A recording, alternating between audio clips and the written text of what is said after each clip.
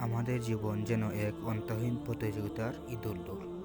আমরা এক রেড রেসের মধ্যে জীবন অতিবাহিত করি। প্রায়োগিক অর্থে রেড রেস বলতে বোঝায় বেশি বেশি সম্পদ এবং ক্ষমতা লাভের প্রতিযোগিতা। কোরআনে এই প্রতিযোগিতা নিয়ে একটি পূর্ণাঙ্গ সূরা আছে, তাকাসুর। তাকাসুর মানে প্রাচুর্যের প্রতিযোগিতা। এই প্রাচুর্য মানে কি? ধন সম্পদ, টাকা পয়সা, স্ত্রী, সন্তান, ক্ষমতা ইত্যাদি। এই বিষয়গুলো আমাদের ভুলিয়ে রেখেছে আমাদের আসল ঠিকানা আখিরাত থেকে। অথচ আমাদের ভুলে গেলে চলবে না যে জান্নাত হলো আমাদের পরম আরাধ্য স্বপ্ন। কিন্তু এই স্বপ্ন বলে আমরা দুনিয়ার মুখে অন্ধ হয়ে আছি।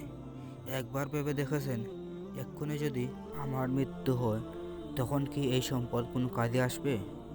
পরকালে আমলনামা দেখে আমাদের হয়তো আফসোস করতে হবে, হায় আমি যদি পরকালের জন্য কিছু করতাম।